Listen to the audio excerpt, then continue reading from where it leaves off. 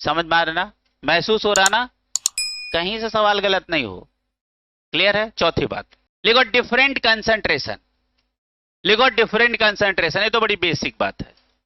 Different concentration यानी दोनों side भरी हुई चीजों का, भरे हुए सोल्यूशनों का कंसंट्रेशन क्या होना चाहिए। देखो ऐसे हैं, एक कंटेनर ये है, एक कंटेनर ये है, एक दूसरे को किससे अलग किया गया, एसपीएम से। तो हम दोनों इनकी बात करते हैं। ये दो चेंबर हैं, एक चेंबर ये, एक चेंबर ये, दोनों chamber divided by SPM, separated by SPM. Clear है। तो क्या होना चाहिए, कंसंट्रेशन अलग अलग होनी चाहिए। ब्रैकेट में लिखो, लिखो उसी के आगे ब्रैकेट में लिखो, when solute is non electrolyte, when solute is non electrolyte, when solute is non electrolyte। अच्छा नॉन इलेक्ट्रोलाइट तो सभी समझते हो ना। अच्छा नॉन इलेक्ट्रोलाइट कौन होता है, जो अपने आयन में ना टूटे। क्लियर है। नॉन वोलेटाइल और नॉन इलेक्ट्रोलाइट दोनों को अलग अलग समझाया था, और वहां NaCl KCl को थोड़ा सा अलग बताया था, बताया था। समझ में आ रहा, क्योंकि ये इलेक्ट्रोलाइट हैं लेकिन नॉन वोलेटाइल है। क्लियर है। ग्लूकोज क्या है, नॉन वोलेटाइल है, नॉन इलेक्ट्रोलाइट है। ये थोड़ा डिफरेंस करके हमने बताया था।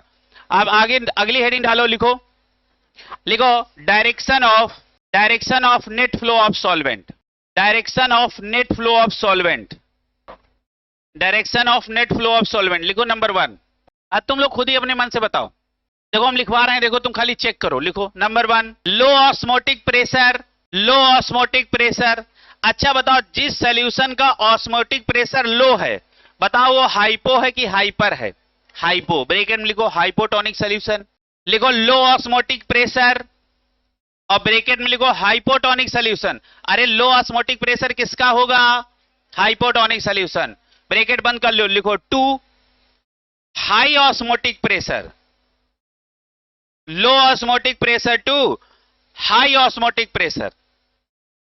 अच्छा बताओ हाई ऑस्मोटिक प्रेशर किसका होगा, हाइपरटोनिक सॉल्यूशन।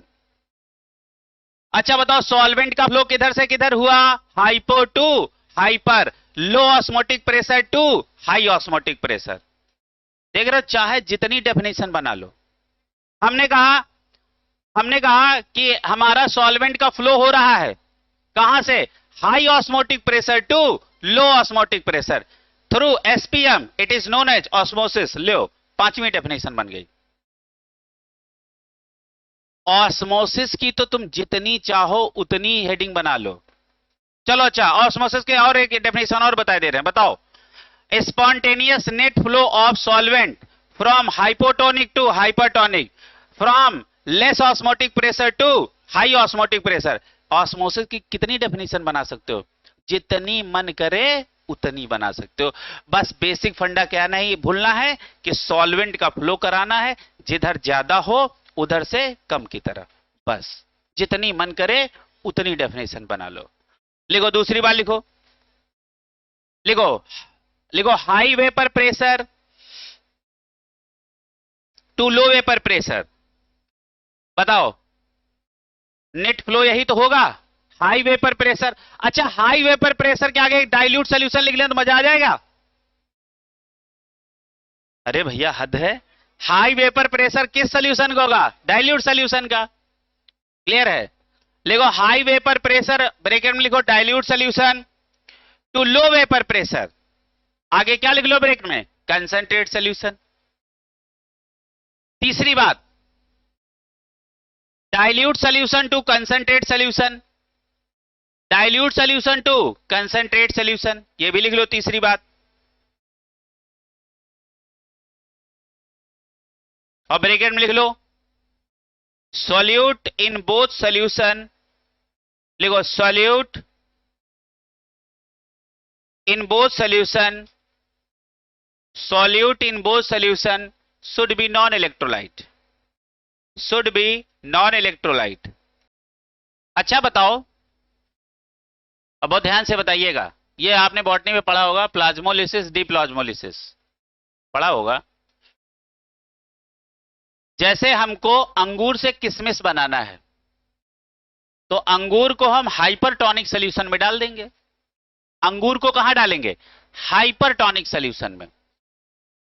ठीक है। कुछ समझ में आ गया? अंगूर को कहां डाला वो ध्यान से समझो, हाइपरटोनिक सॉल्यूशन। अच्छा, हाइपरटोनिक का मतलब क्या है? इसका कंसंट्रेशन ज्यादा है और किशमिश के अंदर का कंसंट्रेशन कम है। किशमिश के अंदर भी तो कुछ भरा है, उसका अंगूर के अंदर भी तो कुछ भरा है, उसका कंसंट्रेशन जिस सॉल्यूशन में वो रखा गया उससे कम है ना? पानी किधर से किधर भगेगा? High to low. अरे कंसंट्रेशन में सॉल्वेंट लो है। अरे कैसे नहीं समझ रहे हो? जो कंसंट्रेटेड सॉल्यूशन है उसमें क्या है? सॉल्वेंट क्या है? कम है। सॉल्यूट क्या है? ज्यादा है। दोनों बातें बोल लो। सॉल्वेंट कहां ज्यादा है?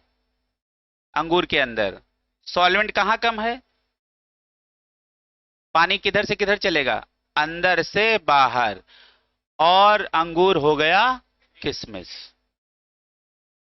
हो गया? अब किशमिश को अंगूर बनाना है। किशमिश को अंगूर बनाना है, क्या करें? हाँ, इस प्रोसेस का नाम क्या है? इसका नाम है प्लाज्मोलिसिस या एक्सऑस्मोसिस। ठीक है, इसी का नाम क्या है? एक्सऑस्मोसिस। और इसमें हुआ क्या? प्लाज्मोलिसिस। चलो ठीक। अब हमने किशमिश को कहां डाल दिया? डाइल्यूट सॉल्यूशन में। अब डाइल्यूट का मतलब क्या है? कि किशमिश के अंदर का सॉल्यूशन कंसंट्रेटेड है और जिसमें डालना है वो डाइल्यूट है। क्लियर है? सॉल्वेंट कहां ज्यादा है? बाहर। और किशमिश के अंदर सॉल्वेंट कम है। अब सॉल्वेंट चलने का डायरेक्शन तो कहां होगा? High to low. अब ये वाला सॉल्वेंट घुस जाएगा किशमिश के अंदर। किशमिश फूल के हो गई, फूल के हो गया अंगूर। नहीं समझे? कुछ समझ में आ गया? तो देख लो कितना आसान है। कुछ समझ में आ रहा? तो अच्छा बताओ, ब्लड सेल को नमक के घोल में डाल दें। ब्लड सेल को कहां डाल दें? नमक के घोल में डाल दें। तो बताओ ब्लड सेल्स क्या होंगे? कोलैप्स हो जाएंगे, श्रिंक हो जाएंगे, है ना? तो चलो कुछ एग्जांपल लिखवा देते हैं। लिखो लिखो भैया, लिखो देयर आर मेनी फेनोमेना। लिखो there are many phenomena observe in nature which we observe in nature or at home। Nature में, प्रकृति में और घर में बहुत सारी चीजें हम लोग खुद होते हुए देखते हैं, है ना? उनमें से लिखो, फुल स्टॉप करके यहीं पे ये लाइन छोड़ दो। नीचे लिखो फॉर एग्जाम्पल। नीचे लिखो फॉर एग्जाम्पल। हमने ये लाइन लिखा है, there are many phenomena which we observe in nature or at home, full stop. उनमें से लिखो फॉर एग्जाम्पल। जैसे लिखो रॉ, RAW, रॉ मैंगोज, कच्चे आम। अब अचार बनाने के लिए जो मैंगो इस्तेमाल होते हैं वो रॉ मटेरियल ही तो होता है। तो हम अचार बनाएंगे पक्के आम का, नहीं किसका? कच्चे आम। तुम्हारा रॉ मटेरियल क्या है? कच्चे आम। तो लिखो एक फॉर एग्जाम्पल, लिखो रॉ मैंगोज आम्स। अब एक आम का अचार तो नहीं बनाओगे, लिखो RAW लिखना, रा, है ना? रॉ मैंगोज श्रिवेल, SHRIVAL, सुग्रेबल। लिखो SHRIVEL, श्रिवेल व्हेन। सही बोल रहे हैं ना? और कुछ अंग्रेजी में बोलते क्या इसको? Very good. When pickled in brine. Pickled, PICKELED। लिख लो बेटा, अंग्रेजी लिखवा रहे हैं NCERT के। लिखो when pickled in brine, PICKLED, pickled in brine. और ब्राइन क्या होता है? Very good. ब्राइन क्या है? सॉल्ट सोल्यूशन, है ना? NaCl का सोल्यूशन ब्राइन कहलाता है। लेकिन इसके अलावा और भी बहुत सारी चीजें होती हैं, बट उसमें NaCl की कंसंट्रेशन सबसे ज्यादा होती है। तो हम समुद्र के पानी को ब्राइन कह सकते हैं क्योंकि उसमें NaCl की परसेंटेज ज्यादा है। बाकी ऐसा नहीं कि ब्राइन सिर्फ NaCl होता ना, NaCl के अलावा और भी बड़े सारे सॉल्ट होते हैं, लेकिन हम उनको साइड कर देते हैं। तो लिखो ब्रैकेट में लिखो सॉल्ट वाटर, ब्रैकेट में लिखो सॉल्ट वाटर। नीचे लिखो दूसरा एग्जाम्पल। ये पहला एग्जाम्पल हो गया। दूसरा एग्जाम्पल लिखो विल्टेड फ्लावर्स, मुरझाए हुए फूल WILTED, wilted flowers revive, REVIVE, wilted flowers revive when placed in fresh water, placed in fresh water। कुछ समझ में आ गया? मुरझाए हुए फूल जब फ्रेश वाटर में हम रखते हैं तो वो क्या हो जाते हैं? फिर से वो रिवाइव करना का मतलब क्या होता है? अपनी एक्चुअल स्टेट फिर से गेन करना, मतलब रिवाइव करना। जैसे मान लीजिए कोई आदमी बीमार हो गया था, बीमारी के बाद वो अब सही हो गया तो वो रिवाइव कर गया। क्लियर है? चलेगा, अगला लिखो, तीसरा एग्जाम्पल। मुरझाया हुआ फूल यदि हम फ्रेश वाटर में रख दे तो क्या हो जाएगा? चेतन हो जाएगा। चेतन समझ रहे हो ना? मुरझाया नहीं रहेगा, फिर खिलखिलाया रहेगा। तो देखो जैसे फूल जो बेचने वाले होते, देखो एक डिब्बा रखे रहते हैं, उसी में उसको डाले रहते हैं और ऊपर से भी पानी डाला करते हैं। हाँ, सब्जी वाले भी फल वाले तो क्या करते हैं, वो एक बौछार करने वाला वो पंप रखे रहते हैं, हवा भरेंगे फिर पूरे में डाल देंगे। समझ आ गया? चलेगा, अगला लिखो, तीसरा एग्जाम्पल लिखो, ब्लड सेल्स, लिखो ब्लड सेल्स कोलैप्स। एनसीईआरटी की एग्जैक्ट लाइन है ना, इज एम आर भी इधर उधर नहीं है। लिखो blood cells collapse when suspended in saline water, when suspended in SUSPENDED, suspended in saline water। जैसे सलाइन वाटर, सलाइन वाटर का मतलब क्या हो जाएगा? कंसंट्रेशन ज्यादा या नमक का घोल समझ लिया करो। सलाइन वाटर, उसमें जब हम ब्लड सेल्स को डालेंगे तो वो क्या हो जाएंगी? कोलैप्स हो जाएंगी। कैसी हो जाएंगी? ऐसे दब जाएंगी। कोलैप्स हो जाएंगी मतलब क्या हो जाएंगी? Very good. इसका मतलब कोलैप्स होने का मतलब क्या है? सिकुड़ गई। अच्छा, कैसे? बाहर का कंसंट्रेशन ज्यादा है और ब्लड सेल के अंदर का कंसंट्रेशन क्या है? कम है। तो कहां से हो जाएगा? एक्सोऑस्मोसिस। कौन सा ऑस्मोसिस? एक्सोऑस्मोसिस। क्लियर है? अच्छा, ये चैप्टर बॉटनी से हट गया क्या? तो सही कहे, यार कोई बात नहीं, चलेगा। हाँ, आगे लिखो, अगली लाइन लिखो, लिखो work as semi permeable membrane. लिखो बेटा, work as semi permeable membrane. कुछ हम आपको एग्जांपल लिखाने जा रहे हैं जो सेमी परमेबल मेम्ब्रेन की तरह काम करेंगे। पहला लिखो, नंबर 1, क्या लिखा? हेडिंग क्या डाला? Work as semi permeable membrane. पहला लिखो, नंबर 1 लिखो, pig bladder. Pig bladder, PIGBLADDER, pig bladder. और उसी के आगे ब्रैकेट में लिखो animal origin. Pig bladder SPM का काम करता है, इसकी ओरिजिन क्या है? एनिमल ओरिजिन है। दूसरा लिखो पार्चमेंट। दूसरा लिखो पार्चमेंट, मतलब पार्चमेंट। पार्चमेंट, इसको लिखो वेजिटेबल ओरिजिन। ये सेमी परमेबल मेम्ब्रेन कौन सी ओरिजिन की है? Vegetable origin. अगला लिखो सेलोपेन, CELLOPHANE, सेलोफेन। CELLOPHANE, cellophane. ठीक है? और इसके आगे लिखो सिंथेटिक। इसके आगे क्या लिखोगे? सिंथेटिक। और एक बात समझ लो। अच्छा बताओ, ऑस्मोसिस में कौन इधर से उधर जाता है? सॉल्वेंट जाता है इधर से उधर। अच्छा, सॉल्यूट क्यों नहीं जाता है? क्योंकि सॉल्यूट के पार्टिकल का साइज सॉल्वेंट के पार्टिकल साइज से बहुत बड़ा होता है। देखो कितना प्यारी लाइन लिखा है एनसीईआरटी ने, मैं पढ़ के सुनाता हूं,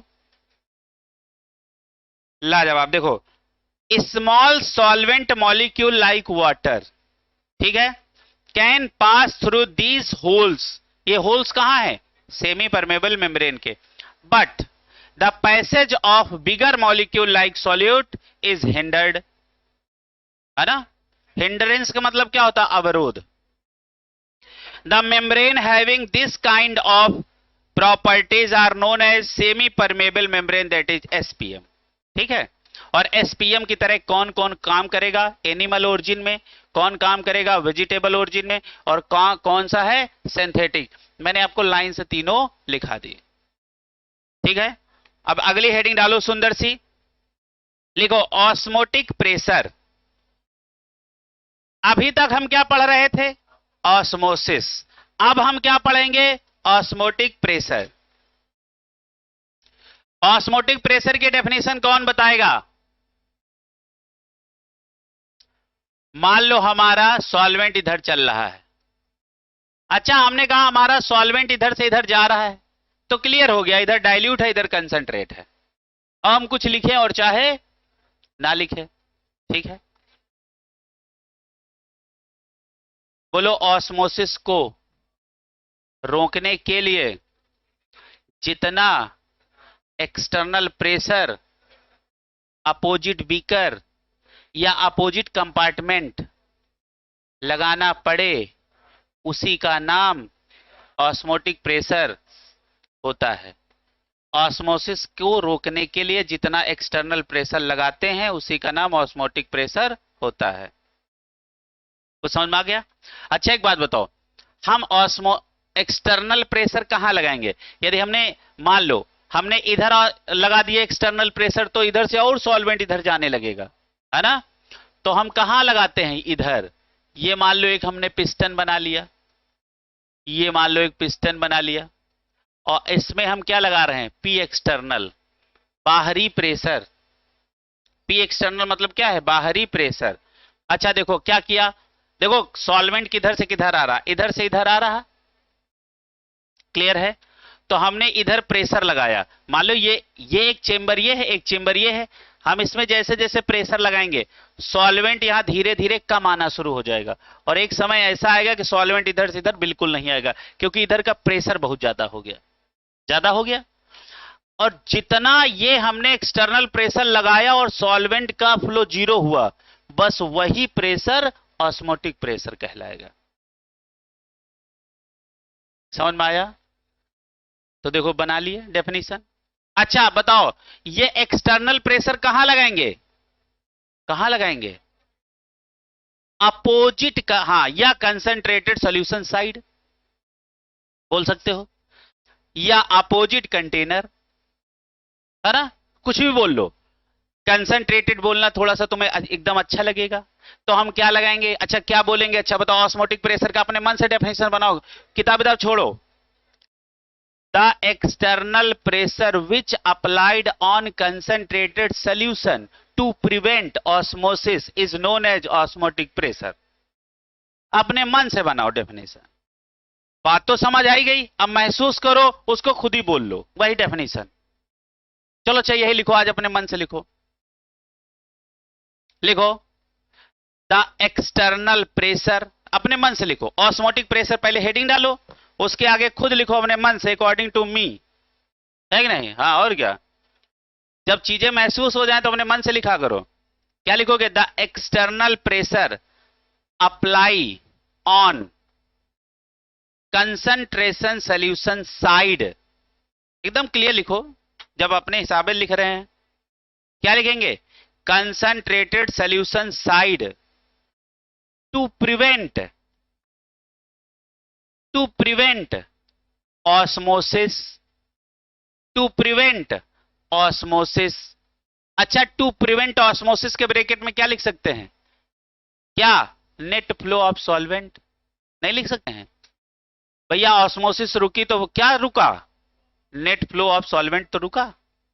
लिखो टू प्रिवेंट ऑस्मोसिस, ब्रैकेट में क्या लिखोगे? Net flow of solvent is known as osmotic pressure. ठीक है। अच्छा ऑस्मोटिक प्रेशर सबको एकदम भली भांति समझ में आ गया, कोई टेंशन वाली बात नहीं। अब नीचे लिखो, जहां ऑस्मोटिक प्रेशर लिखा है वहां जरूर लिख देना, इसको हम डिनोट किससे करते हैं? पाई से। अब नीचे लिखो फॉर्मूला, नीचे लिखो फॉर्मूला, लिखो फॉर्मूला बेटा, लिखो फॉर्मूला। अच्छा ये देखो, ये फार्मूला तो हमें न जाने कब से आता है, पीवी इक्वल टू एनआरटी, है ना। अच्छा देखो, P इक्वल टू हम क्या कर सकते हैं, N अपान V कर दें, ये वाला V यहां ले आओ, तो ये देखो मोलेरिटी बन गया, कंसंट्रेशन मोल पर लीटर बन गया। अच्छा ये क्या हो जाएगा, RT। अच्छा ये इतना क्या बन गया, यही हमारी कंसंट्रेशन बन गई। अब जैसे कंसंट्रेशन हो गया तुम पी को कर देना पाई, और क्या हो गया, RT। तो बताओ ऑस्मोटिक प्रेशर का फार्मूला क्या बन गया, क्या बन गया, पाई इक्वल टू CRT। बस यही याद रखना।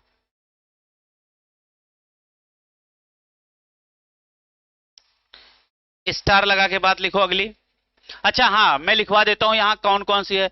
लिखो पाई क्या है, एक एक चीज लिख लो अलग अलग। लिखो पाई क्या है, लिखो ऑस्मोटिक प्रेशर, जिसका जानना बहुत कठिन है। लिखो पाई यहां क्या है, ऑस्मोटिक प्रेशर। अच्छा यहां सी क्या है, क्या है, हाँ क्या लिखोगे, मोलेरिटी, मोलेरिटी। और आगे लिख लेना, या ये इसी मोलेरिटी ही क्या है, कंसंट्रेशन है ना, मोलेरिटी। अच्छा यहां जो पाई आप रखोगे या निकलेगा आंसर, वो लिख लो आगे, जहां पे क्या लिखा, pi equal to osmotic pressure, और ब्रैकेट में लिखो इन एटीएम। किसमें, इन एटीएम। अगला लिखो टी, टी के आगे एरो लगा के लिखो एब्सोल्यूट टेम्परेचर। एब्सोल्यूट टेम्परेचर का मतलब होता है temperature in kelvin, absolute temperature. तो इसके आगे क्या लिख दोगे, टेम्परेचर इन केल्विन। आर क्या है, आर के आगे लिखो गैस कांस्टेंट, गैस कांस्टेंट, और इसका वैल्यू फिक्स होगा, यहां कैलोरी और जूल का कोई लफड़ा नहीं होगा। यहां लिखो आर इक्वल टू 0.0821, यहां कैलोरी और जूल का कोई लफड़ा नहीं, तो हमने इसीलिए सिर्फ एक वैल्यू लिखाई, ना कि 3 वैल्यू। ठीक है चलेगा, अगली बात हम करते हैं। चलो आगे लिखो बेटा। अच्छा बताओ ये रिवर्स ऑस्मोसिस क्या होता है। देखो अब बहुत ध्यान से देखो, ये हमारा देखो यहां तक हमारा ऑस्मोसिस है, सॉल्वेंट इधर से इधर जा रहा है, ये हमारा क्या है, ये हमारा ऑस्मोसिस है। क्या है, ऑस्मोसिस। अब देखो हमने इधर क्या लाया था, पी एक्सटर्नल लगाया था, ऑस्मोसिस को रोक दिया था। तो जितने पे ऑस्मोसिस रुका उतना तक का प्रेशर बोला गया ऑस्मोटिक प्रेशर। लेकिन उससे ज्यादा हम लगा दें कि इधर का सॉल्वेंट इधर जाने लगे, इसी का नाम होता है रिवर्स ऑस्मोसिस। क्या देखो ऑस्मोसिस इधर से इधर जा रहा था सॉल्वेंट, और यदि इधर का सॉल्वेंट इधर जाने लगे, इतना प्रेशर लगा दो कि इधर का सॉल्वेंट जबरदस्ती इधर जाने लगे, तो इसी, अब ये क्या है, ऑस्मोसिस का उल्टा हो रहा ना, तो इसी का नाम होता है रिवर्स ऑस्मोसिस, जिसको हम लोग बोलते हैं आरओ। क्लियर है, तो नीचे लिखो, नीचे लिखो बेटा, लिखो रिवर्स ऑस्मोसिस, लिखो reverse osmosis.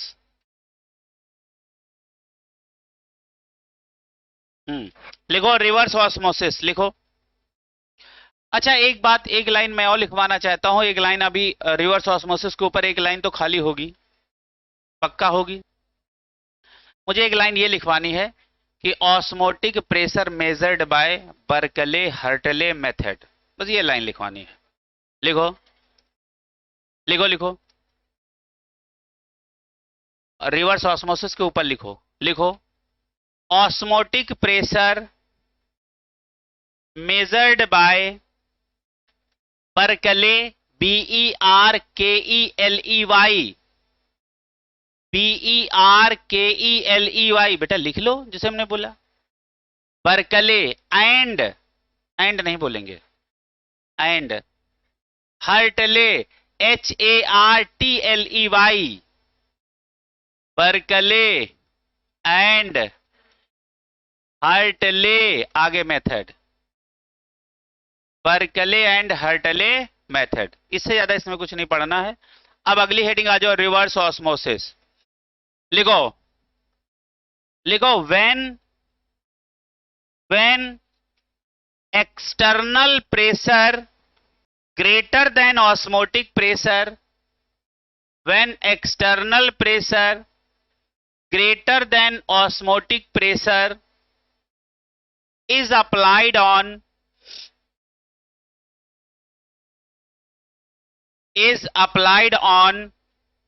solution,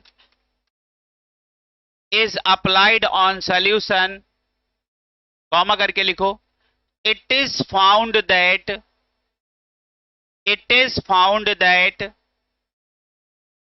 solvent of solution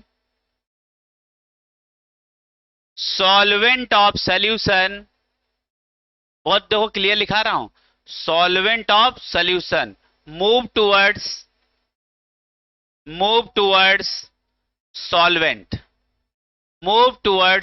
solvent. This process is known as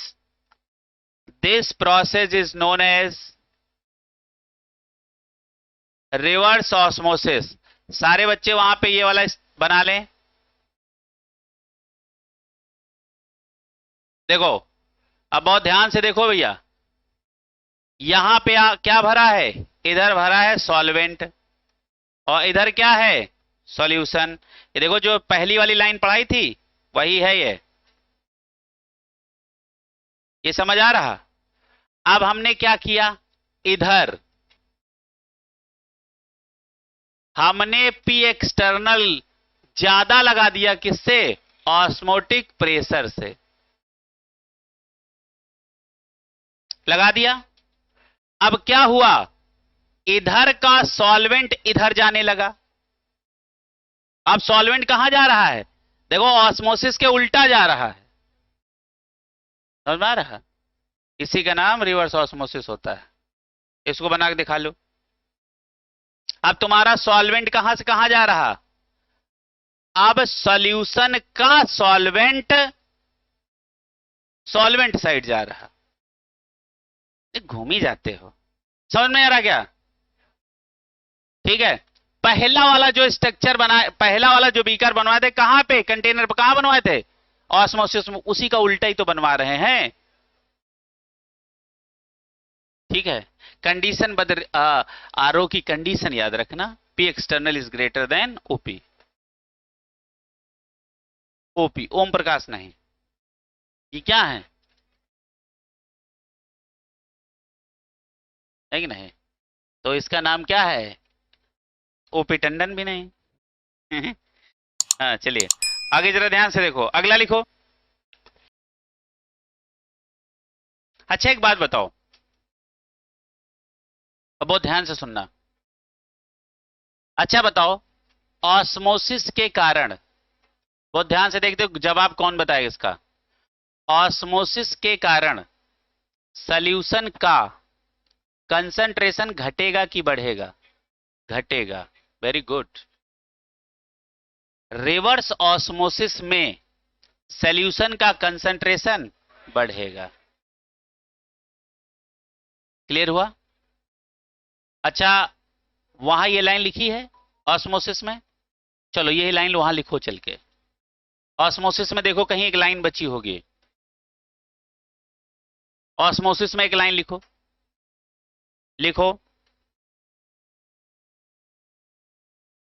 due to osmosis.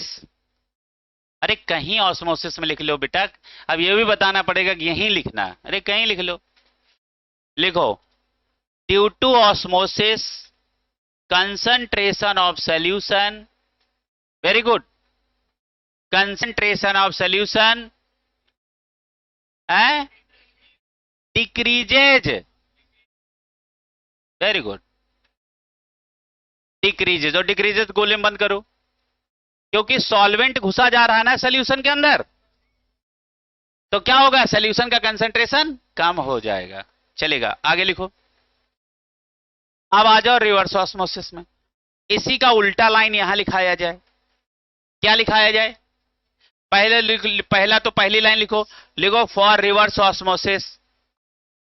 लिखो फॉर, क्या लिखोगे, फॉर रिवर्स ऑस्मोसिस. पहली बात डेल्टा जी, बहुत बढ़िया, greater than 0 that is positive. इसी के नीचे लिखना RO is non spontaneous process, reverse osmosis is non spontaneous.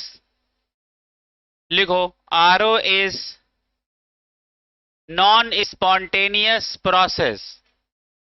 और नॉन स्पॉन्टेनियस को कैसे रिप्रेजेंट करते हैं? डेल्टा जी से।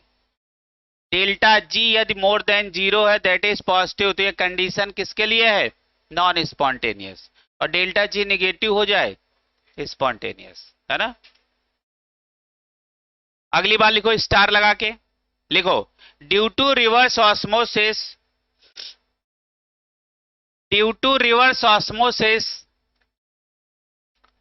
कंसंट्रेशन ऑफ सॉल्यूशन, बताओ क्या होगा? इंक्रीजेज। अगली लाइन लिखो, वहां हमने लिखा था work as semi permeable membrane, यहां लिखो इन रिवर्स ऑस्मोसिस,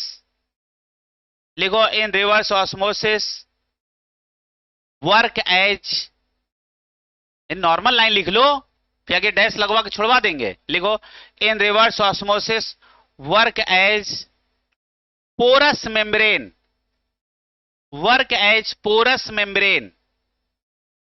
जैसे ऑस्मोसिस में एसपीएम होता है वैसे आरओ में पोरस मेम्ब्रेन होता है। जब हम ये देखो, बहुत बात ध्यान से देखना, ये हमारा क्या है?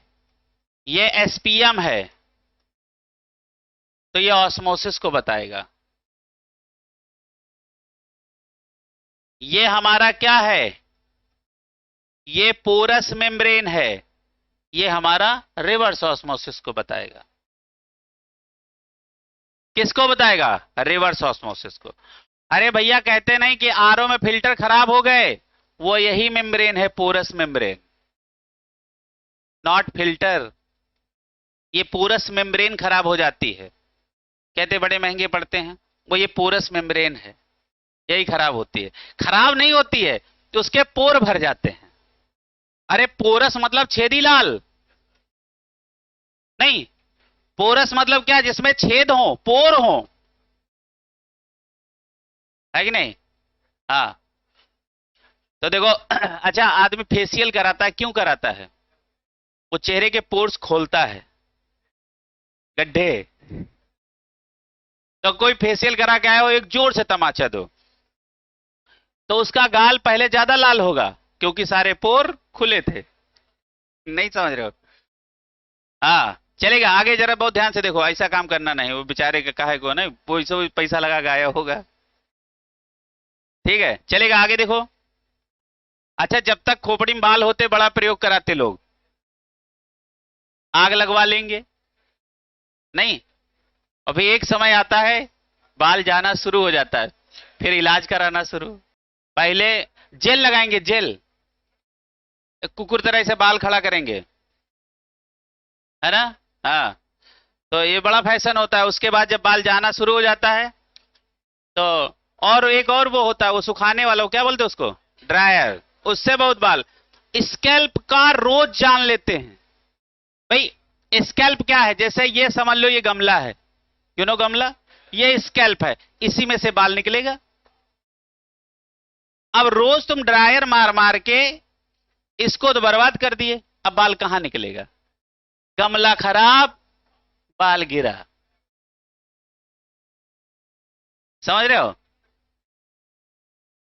और स्कैल्प गया तो गया, थोड़े दिन बाद देखो एकदम चांद छाप यूरिया।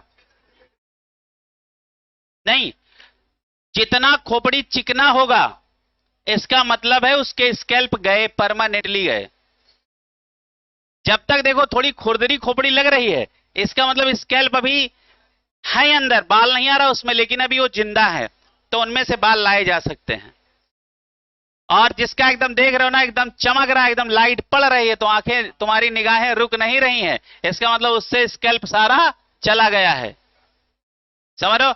अब उसमें बाल लाया नहीं जा सकता। हाँ, या तो खुदवा को में बाल लगवा लो, मतलब ट्रांसप्लांट करवा लो, और या तो एक टोपी आती है वो पहन लो। नहीं, एक टोपी आती है? ज्यादा प्रयोग नहीं, देखो बस, ज्यादा प्रयोग बालों के साथ ना करना, ड्रायर का इस्तेमाल कभी ना करना, ठीक है? बाल को टेढ़ा मेढ़ा बहुत करते हैं, नहीं समझ रहे हो? या गोल गोल बना लेंगे ऐसे छल्ले, और थोड़े दिन बाद जब जाना शुरू होते हैं, नो छल्ले, नो बाल, नो छल्ले, समझ रहे हो? इसलिए मैं इसलिए बताता हूं, ऐसे ऐसे पेशेंट आते हैं, वो उनकी हम हरकतें पहले पूछते हैं, क्या क्या किए हो, समझ रहे हो? मजा नहीं लेते हैं, समझ रहे हो? चलिए आगे बहुत बहुत ध्यान से देखो, अगला लिखो भैया, लिखो कंडीशन फॉर, अच्छा हाँ क्या लिखाया, लास्ट लाइन बोलो, लास्ट लाइन, हाँ पोरस मेम्ब्रेन, और डैश करके छोड़ो, नई लाइन से लिखो, लिखो लिखो बेटा, लिखो cellulose acetate, cellulose acetate, porous membrane की तरह यहां कौन काम करेगा, सेलुलोज एसीटेट, लिखो सेलुलोज एसीटेट, है ना? अरे जैसे वहां एसपीएम की तरह कौन काम कर रहा था, पिग ब्लैडर लिखाए थे, उसके बाद पार्चमेंट लिखवाए थे, उसके बाद सेलोपेन फेन लिखवाए थे, वैसे ही यहां पोरस मेम्ब्रेन की तरह कौन काम करेगा, cellulose nitrate, sorry acetate, cellulose acetate.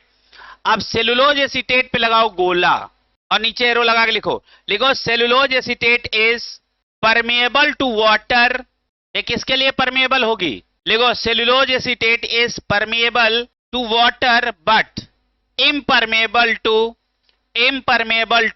impurities impurities and ions present in seawater, present in seawater। Last line में लिखो, लिखो these days, लिखो these days many countries, these days many countries use desalination, use desalination, desalination, है ना? अच्छा, डिसलाइनेशन का मतलब जानते हो क्या होता है, रिमूवल ऑफ नमक फ्रॉम सी वाटर। डिसलाइनेशन का मतलब क्या होता है, नमक को सी वाटर से अलग करना, क्या कहलाता है, क्या, डिसलाइनेशन। जैसे नमक के घोल से नमक को अलग कर लो, इस प्रोसेस का नाम क्या है, डिसलाइनेशन, ठीक है? लिखो डिसलाइनेशन, अभी डिसलाइनेशन अलग से लिखवाते हैं, लिखो डिसलाइनेशन plants to meet their desalination plants, अरे डिसलाइनेशन के प्लांट्स होते हैं, है ना? जैसे तुम बिस्लेरी पानी पीते हो, ये डिसलाइनेशन के बाद ही तो पी रहे हो, तो इनके बड़े बड़े प्लांट्स होते हैं, है ना? लिखो, लिखो डिसलाइनेशन plants to meet there, to meet MEET, अपने हिसाब से ना लिख लेना, to meet there portable water requirement, नहीं पोर्टेबल नहीं, पोर्टेबल, पोर्टेबल नहीं, क्या लिखवा दिए, portable, POTABLE, portable water requirement, ठीक है? लास्ट लाइन में लिखोगे, अभी तुमको समझ में आ जाएगा। अब देखो क्या होता है, डिसलाइनेशन प्रोसेस से ही तो पानी हम क्या करते हैं, अपनी पूर्ति करते हैं, इसके बड़े बड़े प्लांट्स लगते हैं।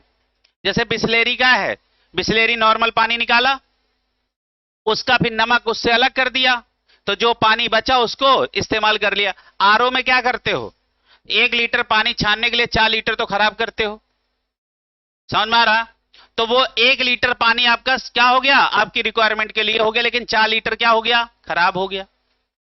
और हमारी मूर्खता की परसीमा तो देखो, हम उस पानी को पौधे में डालते हैं, नहीं समझे? कहां डालते, पौधे में डालते हैं, यानी नमक का पानी किस में डालते हैं, पौधे में डालते हैं, फिर ये भी उम्मीद करते हैं कि पौधा बढ़ क्यों नहीं रहा। क्लियर है?